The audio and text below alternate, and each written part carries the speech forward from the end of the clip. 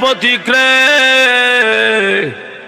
এই কবরে আমি একবার নয়, 10 বার নয়, 100 বার নয়, এই কবরে আমি আল্লাহর কোরআনকে 500 বার খতম করেছি। রে প্রতীক শোনা, আমার সাথে একটা লেনদেন করো। কিসের লেনদেন? প্রতীক রে, তুমি যে একবার সুবহানাল্লাহ পড়েছো, আমার তেলাওয়াত শুনে তোমার সুবহানাল্লাহ কাম আমাকে দিয়ে দাও, এর বিনিময়ে আমার 500 বার কোরআন খতম তুমি নিয়ে যাও। কেন? এই কবরে যতই কোরআন খতম করি না কেন, কিয়ামত পর্যন্ত কোরআন খতম করলে সরিষার দানা পরিমাণ নেকি হবে না। কেন রে? আমি দুনিয়া থেকে কবরের জগতে চলে আসছি, রুহুটা আমার নাই। এই জন্য অনেক আল্লাহওয়ালারা গিয়ে কবরে তেলাওয়াত করে, কবরে নামাজ পড়ে, জিকির করে, কিন্তু সওয়াব নাই। কি নাই? সওয়াব নাই। এ প্রতীক, আমি যদি 500 বার নয় কিয়ামত পর্যন্ত কোরআন খতম করিলে আমার আমলনামায় বিন্দু পরিমাণ নেকি হবে না। প্রতীক রে, আর তুমি যদি দুনিয়া থাকা অবস্থায় আমার তেলাওয়াত শুনে যে একবার সুবহানাল্লাহ বলেছো, তুমি কি জানো কি পরিমাণ সওয়াব হয়েছে? আসমান আর জমিনের সমস্ত ফাঁকা জায়গা নেক দ্বারা ভরে গেছে।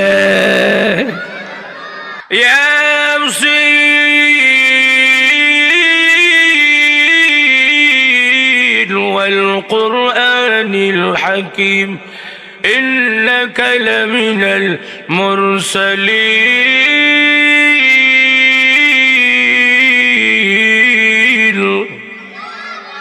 এমন সুন্দর তেলাওয়াত যখন উনি শুনলো, ওনার কানে আসতেছে, এমনি বেড়া কয়ে উঠছে সুবহানাল্লাহ। অত সুন্দর তেলাওয়াত, সুবহানাল্লাহ না, এই সুবহানাল্লাহ মাত্র জবান থেকে বের করছে, এমনি শুনে তেলাওয়াতটা বন্ধ হয়ে গেছে গা। আহা, এত মজা, তেলাওয়াতটা বন্ধ হয়ে গেছে গা। ইস, মজা লাগছে। কিন্তু বন্ধ হইলে কি হবো? পরক্ষণে শুনে কবর থেকে আরেকটা আওয়াজ আসতেছে, কবর থেকে সুবহানাল্লাহ না। আল্লাহ রাব্বুল আলামিন বলবেন, ফেরেশতারা, আমার বান্দা এখন যে কথা বলছে রে, রহমান আর রহিম, রহমান আর রহিম, এখন যদি আমার বান্দারে মাফ না করি রে, আমার রহমান আর রহিম নামের ইজ্জত থাকে না। সুবহানাল্লাহ। এই ফেরেশতারা, আমার বান্দাকে মাফের ব্যবস্থা করো, তাড়াতাড়ি ব্যবস্থা করো।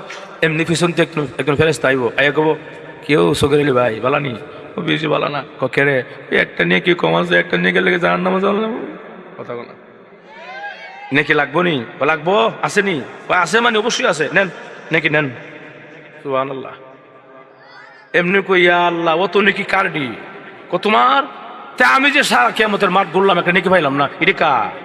তুমি না একটু আগে বলছিলা, একটু আগে আল্লাহ রহমান রহিম। সুবহানাল্লাহ। আরো জোরে এখন আল্লাহু আকবার। আল্লাহ রহমান রহিম নামের মায়া দয়া তোমার দান করছে। এমনি হাসি মারছে, মুসকি হাসি মারবে, বল বিশ্বাস করছে আমার, কিন্তু আমলটা কই করছিলাম, জাগার নামটা বলে খুশি হইতাম। সুবহানাল্লাহ। এই আরো জোরে কর না, এই ফিসের বাইরে কি এত কষ্ট হইতাছে? জোরে কোন সুবহানাল্লাহ। রাগ আল্লাহর বান্দা শোনো, ওই যে সিলেট মৌলভীবাজার রাজনগর ঐতিহাসিক তাফসীরুল কোরআন মাহফিল বাঙ্গারহাট, ওই যে মাহফিল হয়েছিল, এই মাহফিলে বসছিলে বান্দা দুনিয়ার কাউকে দেখানোর জন্য নয়, আরামের ঘুমকে হারাম করে আরামের বিছানাকে লাথি মেরে ঠান্ডার রজনীতে বান্দা চাদর মুড়ি দিয়ে বসা আছিলে আল্লাহকে সন্তুষ্টি করার জন্যে, দোকানপাট বন্ধ করে, ব্যবসা বাণিজ্য বন্ধ করে বসা আছিলে মাহফিলের বান্দা। ওই মাহফিলে বসাকে পছন্দ করে মহান আল্লাহ রাব্বুল আলামিন তোমাকে বিশাল বড় নেকের পাহাড় দান করেছে। আল্লাহ, এই মাহফিলে বসলো তো নেকি, ওইটা আগে জানতাম না। এই সামান্য মাহফিলে গেলে এত কি, আহা কি ভুলটা করলাম, তখন আফসোস করে করে বান্দা কি বলবে। আল্লাহ কোরআনের আর এক আয়াতে বলেন, আপনারা কি মানে বানায় কইতেছে আমি, বানায় কইতেছে আমি, কার কথা? وقالوا لو كنا نسمع أو نعقل ما كنا في আসহাবিস সাঈর।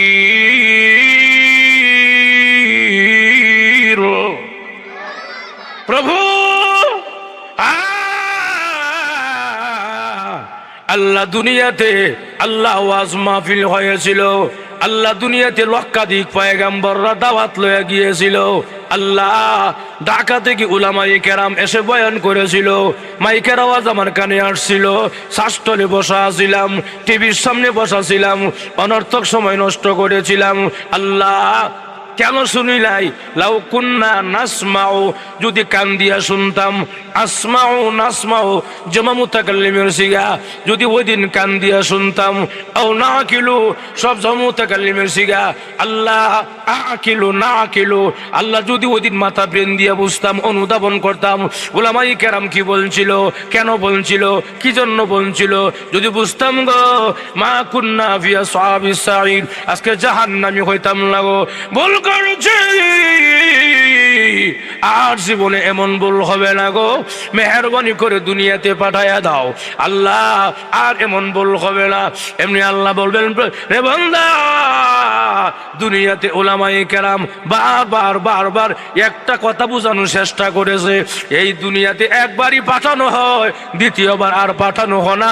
এই কথাটা বোঝানোর জন্য উলামায়ে কেরাম বারবার বারবার আলোচনা করেছে। হুজুর ঠিক কিনা? আর দুনিয়ায় পাঠানো হবে হবে না। এই জন্য আফসোস করতে হবে কি, আরো 1 মাস পরে না ওখানে আফসোস করতে হবে। রুহুটা আছে তখন, রুহুটা নাই আপনার দাম নাই, আমার দাম নাই। রুহুটা আছে দিক এমপি সাহেব, মন্ত্রী সাহেব, ইমাম সাহেব, খতিব সাহেব, কথা কথা। রুহুটা আছে দিক আজকে আপনার আমার দাম, রুহুটা নাই কোনো দাম নাই। ইমাম সাহেবের লাশ, এমপি সাহেবের লাশ, মন্ত্রী সাহেবের লাশ, কথা কথা। রুহুটা থাকতে সুবহানাল্লাহ আলহামদুলিল্লাহ আউযুবিল্লাহ নাউযুবিল্লাহ যাওই কই লাভ। রুহুটা বাইরে গেলে কবর হয়ে গেলে শুধু কোরআন শরীফ পড়ে এক করে খতম দিয়া লাই, একটু সব নাই। কথা কন আল্লামা জুবায়ের আহমদ আনসারী রাহমাতুল্লাহ আলাইহি, আপনারা নাম শুনছেন নি? হ্যাঁ আজ থেকে শুনছেন নি? আল্লাহ ওনাকে জান্নাতের সুউচ্চ মাকাম দান করুক, আমিন কন। আরো জোরে কন। আল্লামা জুবায়ের আহমদ আনসারী রাহমাতুল্লাহ আলাইহি উনি একটা উদাহরণ দিতেন, বলবো কি আমি? উনি বলতেন একজন আল্লাহওয়ালা প্রতীক কবরের পাশে দিয়ে যায়, হঠাৎ করে শুনে ওনার কানের মধ্যে কোরআন শরীফ তেলাওয়াতের আওয়াজ শোনা যায়। সুবহানাল্লাহ। উনি ডান দিক বাম দিক পিছন দিক তাকা, কেউ নাই, ব্যাপারটা কি, কে তেলাওয়াত করে? আরো 2 কদম 3 কদম সামনে আগাইলেই উনি দেখতে পারলেন, বুঝতে পারলেন একটা কবরের সুরঙ্গ থেকে কোরআন তেলাওয়াতের আওয়াজ সুমধুর কণ্ঠে আসতেছে। সুবহানাল্লাহ হইছে না?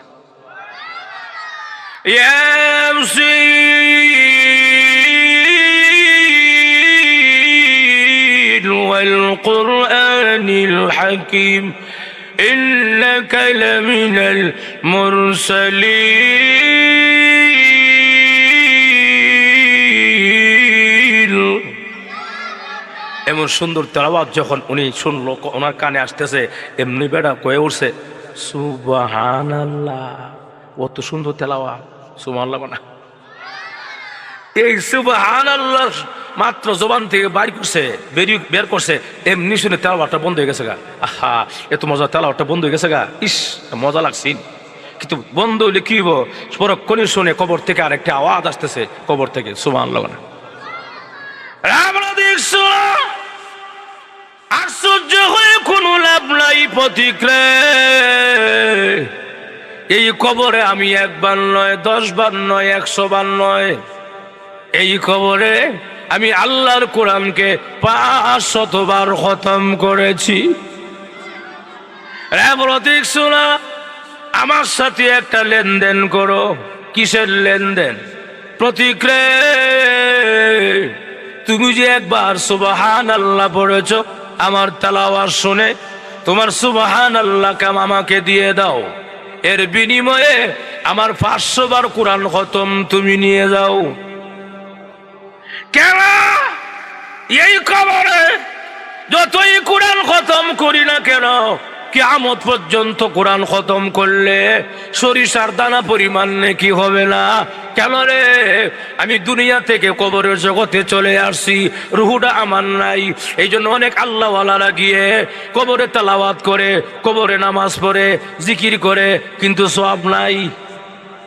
কি নাই? সওয়াব নাই। এ প্রতীক, আমি যদি 500 বার নয় কিয়ামত পর্যন্ত কোরআন খতম করিলে আমার আমল নামায় বিন্দু পরিমাণ নেকি হবে না। প্রতীক রে, আর তুমি যদি দুনিয়া থাকা অবস্থায় আমার তেলাওয়াত শুনে যে একবার সুবহানাল্লাহ বলেছো, তুমি কি জানো কি পরিমাণ সওয়াব হয়েছে? আসমান আর জমিনের সমস্ত ফাঁকা জায়গা নেক দ্বারা ভরে গেছে। এটা কোন সময়? রুহুটা থাকতে। কথা কোনা রুহুটা আছে দিককে সুবহানাল্লাহর দাম আছে, রুহুটা নাই, সুবহানাল্লাহর দাম নাই। আমি কই ওয়াজ করি সুবহানাল্লাহ জোরে খা রাম দেখছো না, এখানেই শেষ না। আল্লাহর রাসূল আরো বলেছেন, যখন কোন বান্দা বান্দি সুবহানাল্লাহ শব্দ একবার জবান থেকে ছেড়ে দেয়, ছাড়তে দেরি হয়, জান্নাতের ভিতরে মহান আল্লাহ তার জন্য বিশাল একটা গাছ লাগায়া দেয়। গাছটা কত বড় হবে? আল্লাহর রাসূল পরিষ্কার বুখারী শরীফের বর্ণনা দিয়ে বলেছেন, একটা তেজস্বী ঘোড়া, একটা নওজোয়ানি ঘোড়া যদি 100 বছর পর্যন্ত গাছের ছায়ার নিচে দৌড়ায়, আল্লাহর কসম এই গাছের ছায়া আদৌ শেষ করা কোনোদিন সম্ভব হবে না। একবার সুবহানাল্লাহ কইলে একটা বড় বড় গাছ হয়। সুবহানাল্লাহ জোরে কোন। সবার নামে একটা গাছ হয়েছে, আবার কোন? দুইটা হয়েছে, আবার কোন? তিনটা হয়েছে, আবার কোন? চারটা হয়েছে, আবার কোন? এই বিশ্বাস আমাদের আছে না নাই? আমরা আল্লাহকে দেখি নাই, বিশ্বাস করেছি ইমান। ফেরেশতাকে দেখি নাই, বিশ্বাস করেছি ইমান। আমরা জান্নাত জাহান্নাম দেখি নাই, বিশ্বাস করেছি ইমান। যেরকম ঠিক কিনা? আমরা এরকম ভাবে দেখা যায় জান্নাতের ভিতরে আল্লাহ একটা গাছ দিবেন সুবহানাল্লাহ বললে বিশ্বাস করেছি ইমান। কথা কোনা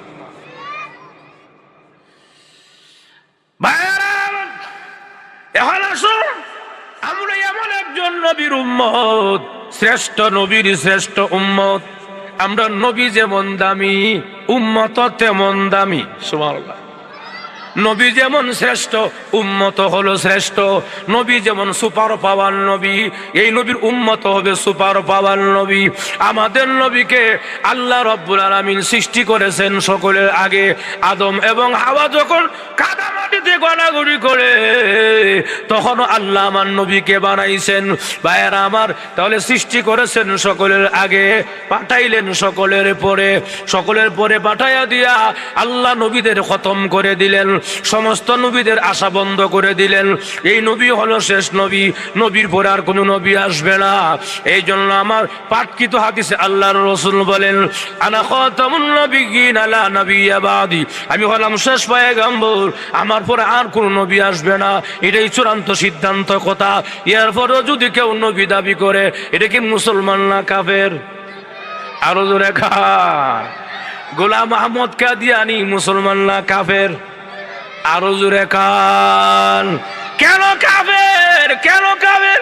আমাদের নবীকে শেষ নবী মানতে চায় না, এই জন্য তাদেরকে কাফের বলা হয়। তাদেরকে যদি কেউ তাদেরকে কাফের না বলে, সেও কাফের।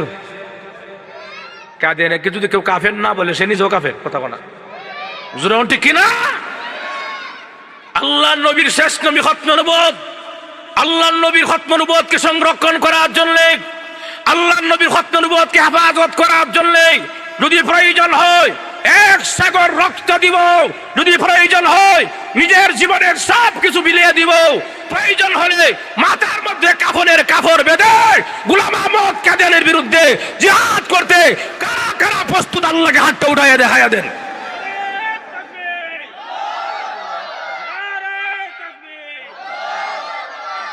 হাত লামান। রাজি আছি ইনশাআল্লাহ? নবীর জন্য জীবন দিবেন, নবীর জন্য হাসতে হাসতে জান্নাত। কথা না, নবীর জন্য। নবী সবার কলিজা না? বলেন, নবীর থেকে আমরা কেউ ভালোবাসি? একমাত্র আমাদের নবী আমাদের কলিজা। কথা না, আমাদের নবীর জন্য জীবন দিলে হাসতে হাসতে জান্নাত। আর বন্ড বাবার লেগে জীবন দিলে কানতে কানতে জাহান্নামও। কথা কনা ভাইয়ের আমার, নবীকে পাঠাইছেন সকলের আগে। চা দিয়ে চা, আমার ঠান্ডা লাগছে তো, বলা সমস্যা হইতেছে। ভাইয়ের আমার, নবীকে পাঠাইছেন আল্লাহ সকলের আগে, আর আল্লাহ সৃষ্টি করেছেন সকলের আগে, পাঠাইছেন সকলের পরে। কেল্লি গিয়া কারণটা কি খুব খেয়াল করেন, একটা উদাহরণ দিলে বুঝবেন। উদাহরণটা হইল, আমরা দেশে নৌকা দিয়ে নদী ভাইরো না, কারণই এটা বলে গুদারা না খেওয়া। আজকে কয়েকদিন যাবত প্রচুর ঠান্ডা লাগছে। ভাইয়ের আমার, এই অবস্থা দেখবেন যে নৌকা যখন লোক ওঠা শুরু হয়, উঠতে উঠতে উঠতে উঠতে উঠতে নৌকো ভরে জায়গা বললে ওই ফারে গিয়ে যখন লাগে যে আগে উঠছিল এই ফার থেকে সে ফরে লামে, আর যে ফরে উঠছিল আগে লামে। কথা কনা, যে ফরে উঠেছে আগে লামে, আর যে আগে উঠছিল সে। ঠিক তেমনি ভাবি মহান আল্লাহ রাব্বুল আলামিন নবুয়তের নৌকায় সকল পয়গাম্বররা উঠে দাঁড়ায়া ছিল আপনার আমার নবীর জন্য। আমাদের নবী নবুয়তের নৌকায় উঠেছেন সকলের পরে, জান্নাতে ঢুকবেন সকলের আগে। এমন একজন পয়গাম্বর আমাদের নবী। সমস্ত নবীরা আফসোস করেছেন, আল্লাহ নবী না বানাইয়া এই নবীর উম্মত বানাইলে কত ভালো ছিল আল্লাহ, কিন্তু বিনা দরখাস্ত বিনা আবেদনে আমাকে আপনাকে আল্লাহ এই নবীর উম্মত বানাইছেন। কিয়ামত পর্যন্ত সেজদায় পড়ে থাকলেও শুকরিয়া আদায় হবে না। যেরকম ঠিক কিনা? এমন একজন নবীর উম্মত আমরা, শ্রেষ্ঠ নবীর শ্রেষ্ঠ উম্মত। দাম কি আমরা, সুবহানাল্লাহ। নূরের তৈরি ফেরেশতার চাইতো মাটির তৈরি মানুষের দাম বেশি, সুবহানাল্লাহ। ভাইয়ের আমার গাড়িটা আয় পড়ছে আলহামদুলিল্লাহ। দেখছেন ওই যে গাড়ি আয় পড়ছে, গাড়ি ওই যে আপনারা কি গোবিন্দ বাটি নাকি বাজার কয়, হ্যাঁ, এখানে লামছি একটু চাও খাইতাম। মা ওখান থেকে স্টার্ট হইব না, আমার সময় আছে 10 মিনিট, ওখান থেকে স্টার্ট না হয় তখন তো ঝামেলা। এদিকে আমার সময় কম, আমার বয়ন হলো 7:45 থেকে, আমার তো মাথা পড়া মানে গোরান মারছে। এরপরে ইমাম সহজরে ফোন দিলাম, কি করতাম, পরে সিএনজি লইয়া তাড়াতাড়ি আইসি। এই যে গাড়ি আয় পড়ছে আলহামদুলিল্লাহ, স্টার্ট লইছে আলহামদুলিল্লাহ, সবাই বলে আলহামদুলিল্লাহ। ভাইয়ার আমার, ইঞ্জিনের ব্যাপার তো এটা কখনো জানা, এটা যদি জানতাম আগেই সমস্যা হইতো, তো আগেই বই থাকি, কথা বলা। ভাইয়ার আমার, যাই হোক, তাহলে এই অবস্থা দেখা যায়। আমাদের নবী শ্রেষ্ঠ নবী, সুপার পাওয়ার নবী। আমাদের নবীকে আল্লাহ এমন সুপার পাওয়ার নবী বানিয়েছেন, এই নবী আমাদের জন্য জীবনটা শেষ করেছেন, উম্মতের জন্য কানতে কানতে জীবন শেষ করেছেন। এখনো রসুল রোজার মধ্যে জিন্দা অবস্থায়। নবী মুর্দা না জিন্দা? কোনো সন্দেহ আছে? যদি কেউ রসুল মুর্দা, তার ইমান থাকবে না, কথা বলা, সে কাফের হয়ে যাবে। ঠিক কিনা? আমাদের সমাজে একটা দল আছে আহলে হাদিস, ডাইরেক্ট নবী না কি কবরের মধ্যে মুর্দা, নাউজুবিল্লাহ। কোন আমাদের নবী জিন্দা, কোনো সন্দেহ? এবারে তোমরা কি আহলে হাদিস নাকি? হ্যাঁ, সব বনারসি।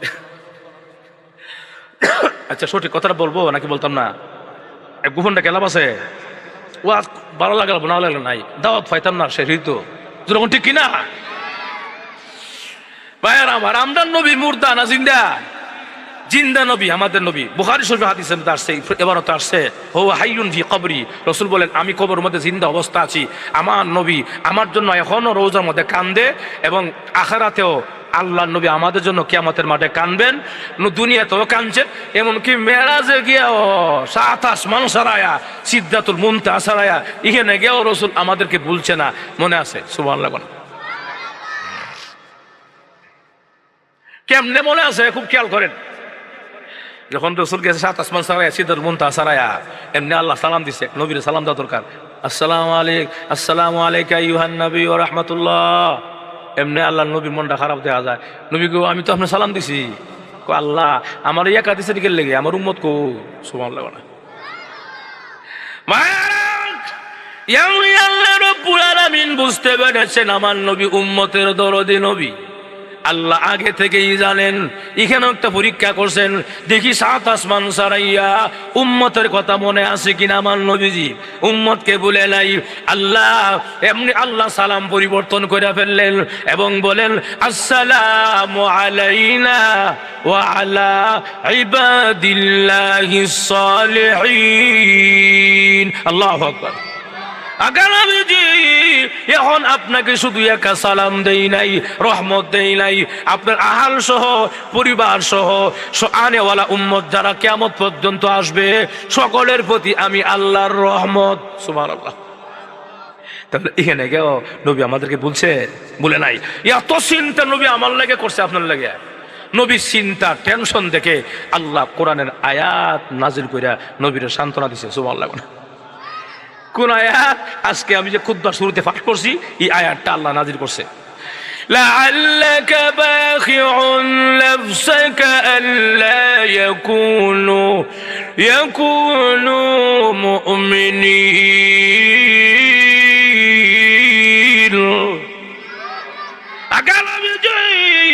উম্মতের চিন্তা কি আপনি নিজের জীবনটা শেষ করে দিবেন? এত চিন্তা কেন করেন গো? এত পেরেশানি কেন করেন গো? আমি আল্লাহ তো এখনো আছি গো নবীজি। আপনি চিন্তা করবেন না, ঘাবড়ায়েন না, মন খারাপ করিয়েন না। ও রাজনগরের মানুষ, ও বাঙ্গার হাটের মানুষ, আপনারা বলেন তো এই আয়াত নাজিল হওয়ার দ্বারা কি বোঝায়? আমরা নবী আমাদের জন্য চিন্তা কম করছে না বেশি? এত বেশি চিন্তা করছে উম্মতের জন্য আল্লাহ কোরআনের আয়াত নাজিল করতে বাধ্য হয়েছে। সুবহানাল্লাহ। কেমন চিন্তা! আর একটা হাদিস বললে কথার ফোঁস করে যাবো। আপনারা কিতাব কথা বুঝতেছেন ইনশাল্লাহ? অসুবিধা হচ্ছে? আপনারা অসুবিধা হইতেছে? চলতনি আরো ইনশাল্লাহ? ওই যে আসতে চলতনি। সবাই রাজি আছেন? কারা কারা রাজি নাই হাত তুলেন। 3 জন নাই, 5 জন নাই, 6 জন নাই।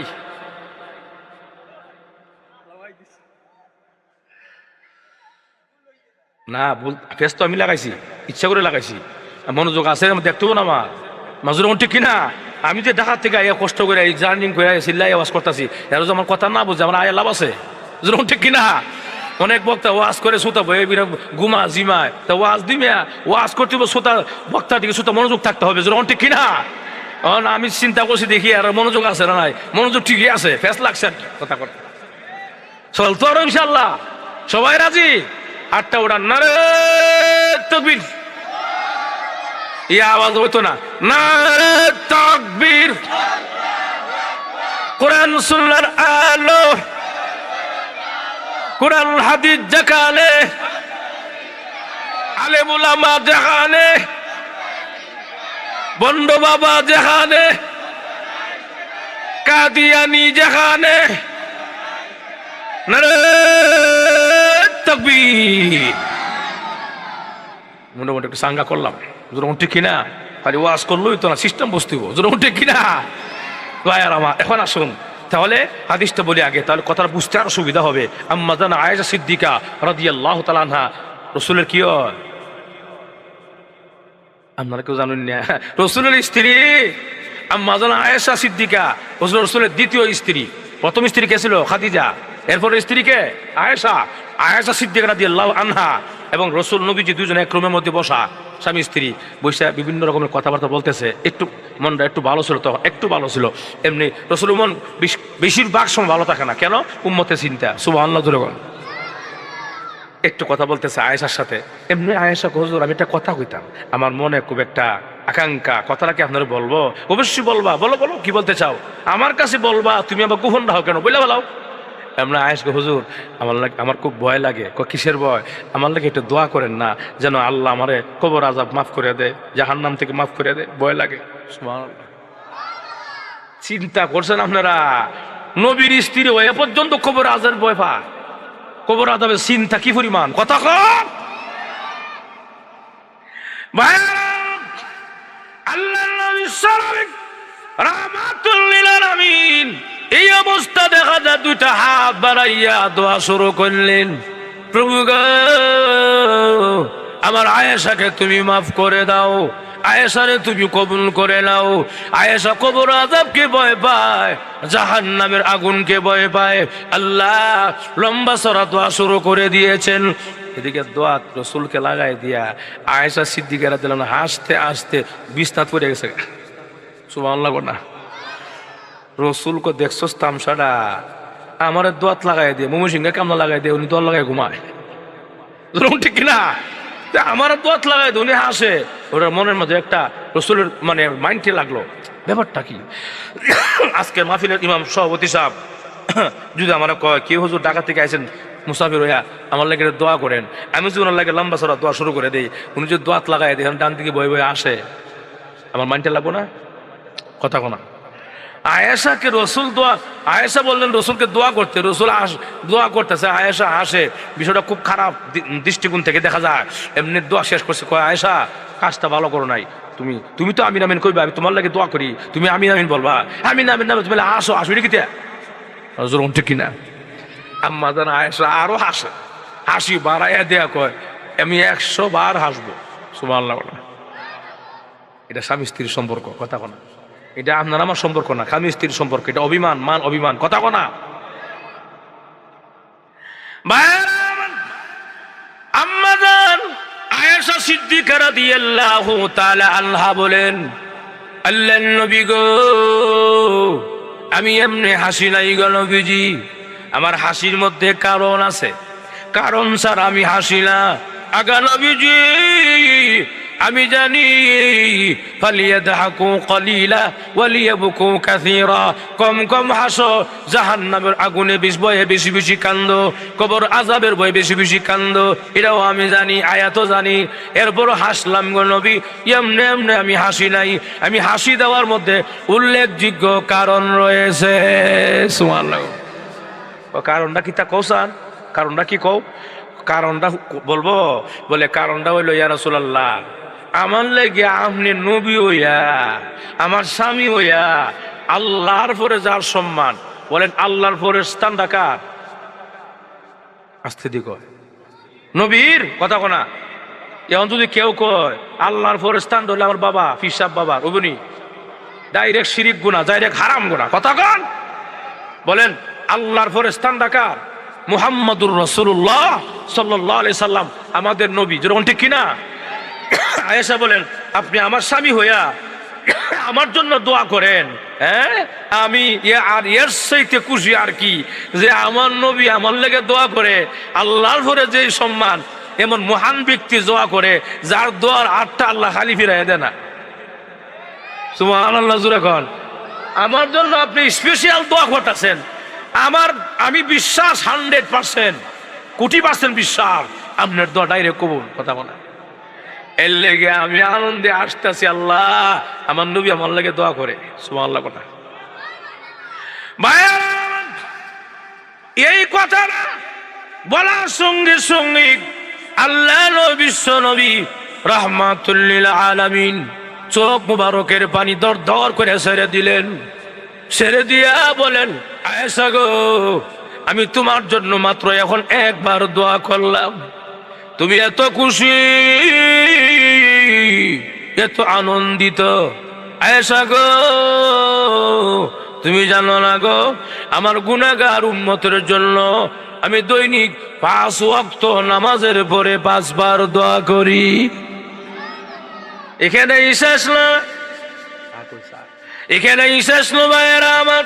আল্লাহ নবী বিশ্ব নবী রাহমাতুল লিল আলামিন বলেন আয়েশা গো আমাকে আল্লাহ একটা স্পেশাল নামাজ দিলেন, সেটা হলো তাহাজ্জুদের নামাজ। কি নামাজ? একটু জোরে কর না। ওয়া মিনাল লাইলি ফাতাহাজ্জাদ বিহি নাফিলাতাল লাক আসা আন ইয়াবআসাকা রাব্বুকা মাকামান মাহমুদা।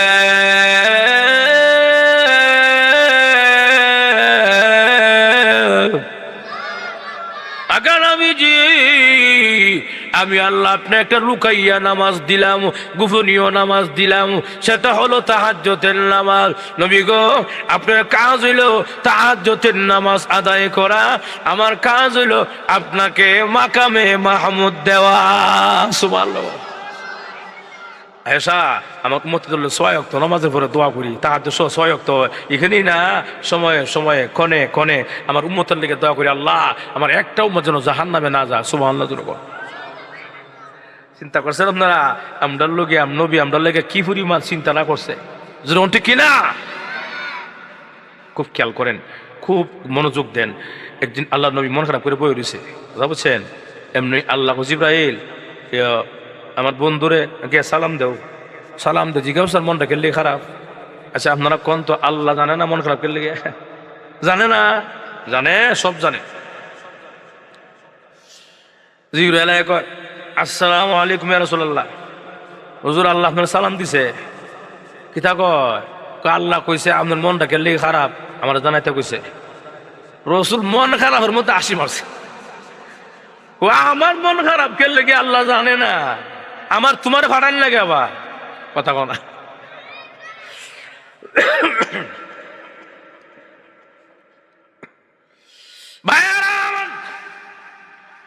এমনি জিবরাইল বলে আগালামজি কষ্ট দিয়েছে না, আগালামজি আল্লাহ সবই জানে, কোনো সন্দেহ নাই। নবী গো আপনার পবিত্র জবান মুবারকটা নারায়া নারায়া কথা বললে আল্লাহর ভালো লাগে। সুবহানাল্লাহ।